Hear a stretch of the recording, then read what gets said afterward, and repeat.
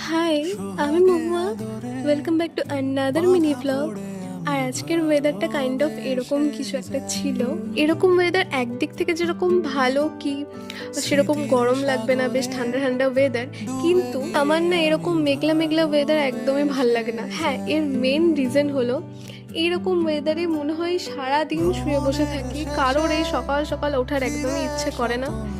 তো যাই হোক, আজকে ক্লাস ছিল তো উঠতে তো হতোই, তাই আর কি বেশি লেট না করে নিচে ব্রেকফাস্ট করতে চলে গেছি। আর যেহেতু নিচে খেতে আমি ফোন নিয়ে যাইনি, তো সেটার কোনো ভিডিও ক্লিপস আমার কাছে নেই। তারপরে উপরে এসে এদিকে ঝটফট রেডি হয়ে নিলাম। আর আজকে বাইরে বেরিয়ে দেখি যে ঝিরঝির করে বৃষ্টি পড়ছে। আর এই সময় না পুরো ক্যাম্পাসটা দেখতে ভীষণ সুন্দর লাগে।